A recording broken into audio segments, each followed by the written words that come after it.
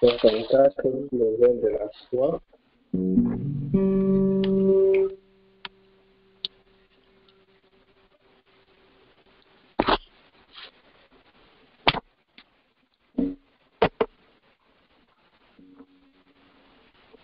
Dans les cieux et sur la terre, il n'est aucun autre aucun que mon cœur préfère. Au nom de Christ mort pour nous, quel beau nom, quel beau nom. On porte loin de l'éternel. Quel beau nom, quel beau nom, que celui d'Emmanuel. Que quand que soit un homme, qu'il soit fait sous Christ soit roi, de quelque nom qu'on le nomme, Jésus est plus grand pour moi. Quel beau nom,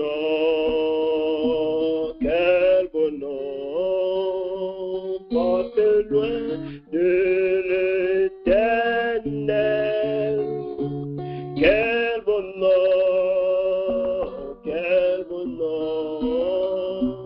que celui d'Emmanuel.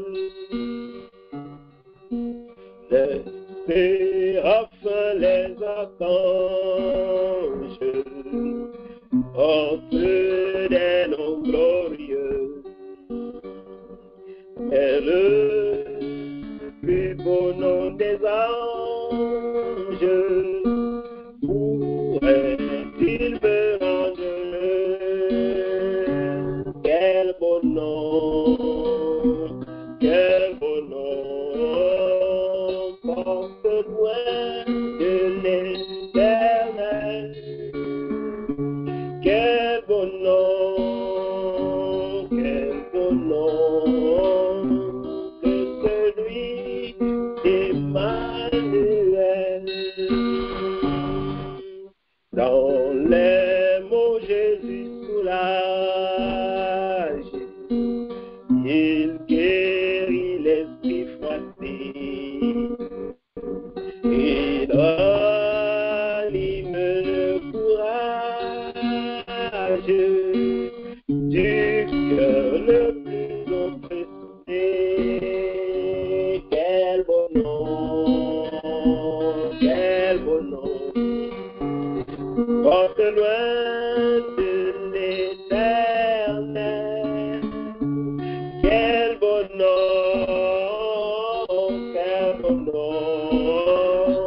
que celui d'Emmanuel. Quel beau nom,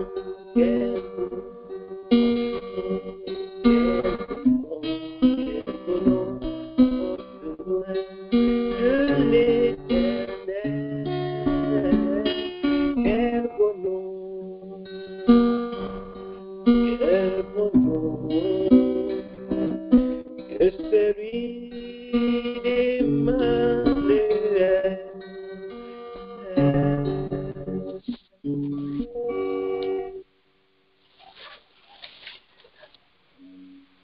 392.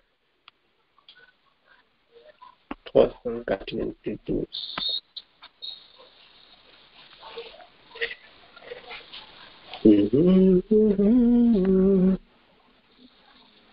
Celui qui met en Jésus.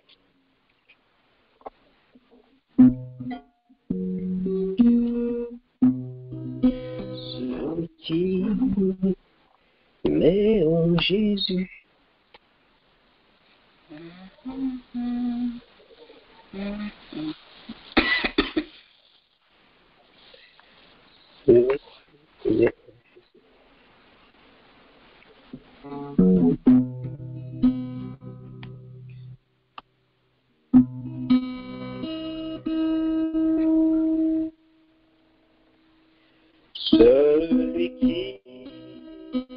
mais en Jésus, une pleine confiance, jamais ne chancelle plus. Sa délivrance par la foi, nous marcherons par la foi, nous triomphons par la foi, mon Rédempteur me rendra plus vainqueur dans les jours d'adversité, quand ils sont rendés l'orage, regardant sécurité, puissez prendre courage par la foi, nous marcherons par la foi, triomphons par la foi, mon Rédempteur me rendra plus que vainqueur. Quand Satan veut te troubler, enlever ton espérance, ton passé, te reprocher, que puis soit ton assurance par la foi, nous marcherons par la foi, triomphons par la foi, mon Rédempteur me rendra plus que vainqueur. Par la foi, je marcherai en comptant sur ses promesses. Par lui, je triompherai en tout temps de mes détresses. Par la foi, nous marcherons par la foi, nous triomphons par la foi, mon Rédempteur me rendra plus que vainqueur.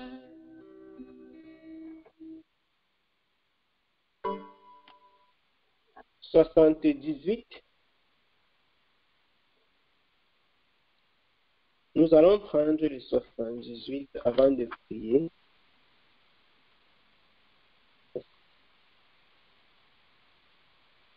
Nous avons exécuté par la foi, je marcherai. Par la foi. Par la foi.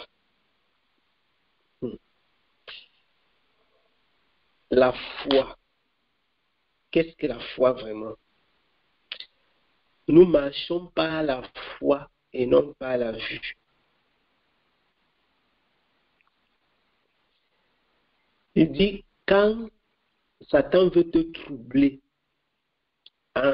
enlever ton espérance, c'est le but du trouble. quand Satan veut te troubler pour enlever ton espérance, que Christ soit ton assurance. Vous savez, Satan est toujours à l'affût, il est aux aguets, comme dit la parole, comme dit Pierre. Il rôde. Et souvent, l'ennemi veut utiliser les péchés que Dieu a déjà pardonnés. Souvent, Satan veut utiliser tes péchés que toi, tu avais commis, mais que Dieu a pardonné. Il veut utiliser ça pour t'assujettir, pour te renverser, pour t'humilier, pour t'amoindrir. Et le gars te met 1 million d'idées dans la tête. Tu as l'impression que Dieu ne t'a jamais pardonné, que le Seigneur n'a jamais oublié tes fautes. Vous allez vous rendre compte que parfois, très souvent, quand tu passes par des moments difficiles, souvent quand tu passes par des situations compliquées, quand tu as des problèmes, des soucis par rapport à certains aspects de ta vie, bien que tu sois quelqu'un de repenti et qui cherche vraiment la face du Seigneur, parfois même tu n'as aucun problème avec Dieu, mais Satan vient, il va toquer à ta porte. Que souviens-toi, il y a cela 10 ans, quand tu étais au Koumende, ou bien il va te sortir une histoire. Tu commences à dire que, ou bien c'est à cause de ça. Tu commences à douter de la présence de Dieu. Tu commences à douter de la volonté de Dieu à être avec toi, de l'amour du Seigneur. Dès lors que tu te retrouves dans cette condition, le danger de cela, c'est quoi? C'est que la tristesse, cette forme de tristesse qui ne vient pas du Saint-Esprit, mais qui vient de Satan, elle, au lieu de te pousser à la repentance, je crois que je fais une parenthèse là-dessus, parce que au lieu de te pousser à la repentance, ça te pousse à la culpabilité. La culpabilité n'est pas du Saint-Esprit. Je crois qu'il faut le dire ça. Je reprends. La culpabilité n'est pas du Saint-Esprit. Je redis encore. Lorsque dans ta vie, tu as l'impression que les choses ne vont pas et que c'est comme si ces choses ne vont pas à cause des fautes, des erreurs que tu as commises par le passé. Ça peut venir soit de Dieu ou ça peut venir de Dieu ou de l'ennemi. Comment savoir que ça vient de l'ennemi? La culpabilité. Parce que quand tu te souviens de tes fautes, si ce sont des fautes que Dieu a déjà pardonnées, ça veut dire que ça ne vient pas de Dieu. Parce que Dieu ne rappelle pas les fautes des gens. Je reprends. Dieu ne rappelle pas aux gens leurs fautes. Dieu ne dit pas aux gens, tu avais fait telle chose. Quand il dit, il ne rappelle pas les fautes pardonnées, le Seigneur ne les rappelle pas aux gens. Vous ne verrez pas le Seigneur en train de dire que tu as fait telle chose, je t'ai pardonné, je te rappelle que tu as fait ça. C'est pourquoi je te punis encore. Parce que si le Seigneur a pardonné, il ne punit plus. Il punit s'il n'a pas pardonné. Ou alors même quand la punition d'une faute persiste après le pardon, après ça, Dieu ne compte plus. Comme dans le cas de David. C'est pas que Dieu dit non, voilà. Non, ça ne se passe pas comme ça avec le Seigneur. La culpabilité. Il faut faire très attention à l'esprit de culpabilité. La culpabilité n'est pas de Dieu. C'est le Saint-Esprit qui est l'enseignant. C'est lui qui est le directeur, comme le Seigneur Jésus-Christ a dit. Le Saint-Esprit qui est celui qui nous garde, celui qui nous encadre, l'encadreur. Il nous conduit devant le Seigneur et quand il nous montre nos fautes, il nous met à notre cœur l'esprit de repentance. Il nous pousse dans la repentance. Voilà l'œuvre du Saint-Esprit. Le Saint-Esprit pousse les gens à la repentance. Donc, quand le Saint-Esprit te montre ta faute, c'est pour que tu te repentes. Ce n'est jamais pour que tu te suicides. Pour que tu fasses comme Judas. Parce que Judas a eu la culpabilité dans son cœur. Judas n'a pas reçu l'esprit de la repentance. Judas a reçu l'esprit de la culpabilité. L'esprit de culpabilité qui fait que certaines personnes, après avoir commis leur faute, on dit que mais il s'est repenti. Repenti, ok. Mais comment? Tu te repens, tu dois te sentir libre. Si tu te repens et que tu ne te sens pas libre, ça veut dire que tu te sens plutôt coupable. Donc tu étais plutôt dans la culpabilité, non dans la véritable repentance. Parce que la véritable repentance ôte la culpabilité. La véritable repentance, ça fait que tu te décharges de ton fardeau, de ta faute.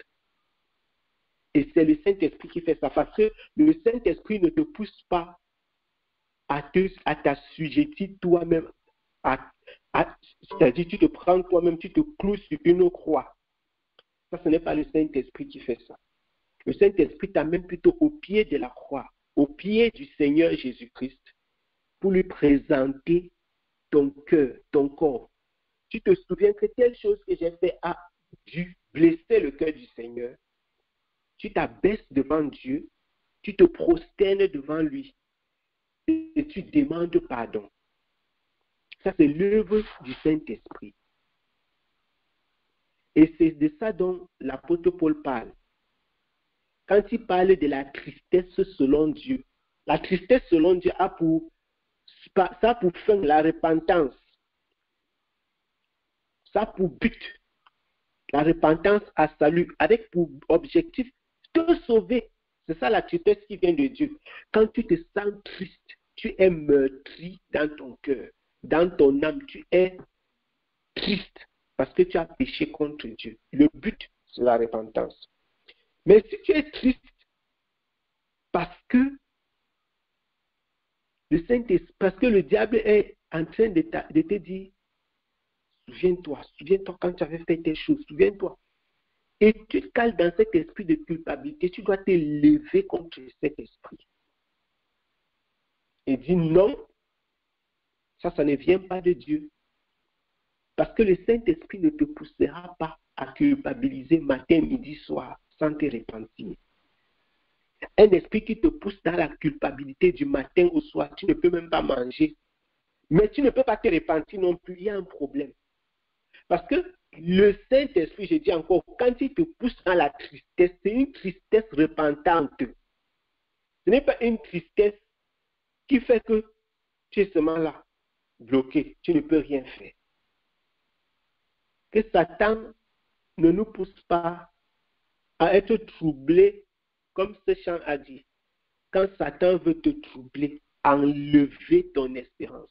Nous avons une grande espérance en Jésus-Christ de Nazareth. Nous avons une grande espérance. Le Seigneur qui a lavé nos péchés, qui a ôté notre fardeau, qui nous a accordé le salut dans son nom. Nous avons une grande espérance en Jésus-Christ de Nazareth. Il ne faut pas laisser Satan nous voler cette espérance et nous faire croire que Dieu n'est pas là pour nous et que Dieu continue à nous imputer nos fautes, bien que nous ayons demandé pardon. Satan est un menteur. C'est un menteur. Il faut donc s'affermir, s'attacher véritablement à Dieu. S'attacher véritablement à Dieu. Sachant que c'est un Dieu qui fait effectivement ce qu'il dit. Il a dit qu'il ne va pas se souvenir, il ne se souviendra pas. Il a dit qu'il ne va pas se souvenir, il ne se souviendra pas. Donc quand nous demandons, si nous demandons avec sincérité, pardon pour nos fautes, si nous nous inclinons devant lui effectivement, pour supplier sa miséricorde et sa compassion, le Seigneur est fidèle et juste pour nous pardonner et pour nous purifier. Et il ne faut pas que, après 1 mois, après 2 mois, on revient dessus comme si c'était de la provocation. Comme si on le provoquait.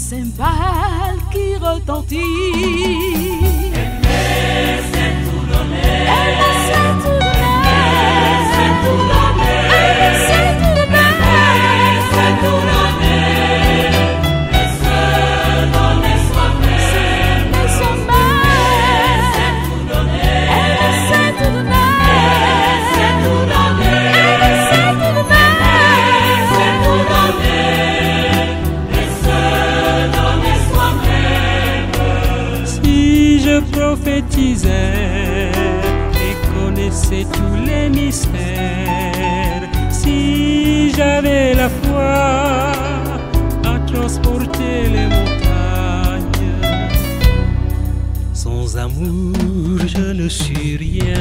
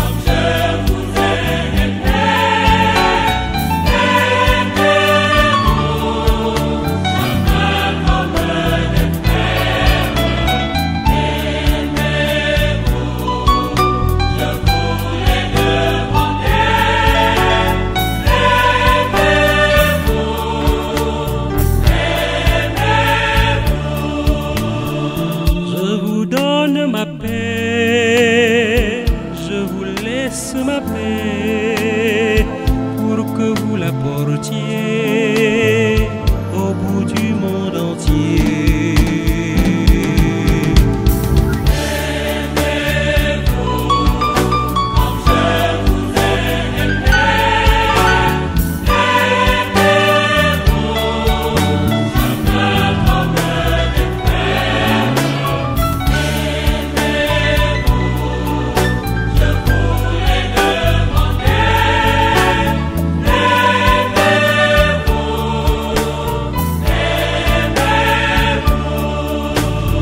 Soyez signe d'amour, soyez témoin d'amour, pour que vous la portiez au bout du monde entier.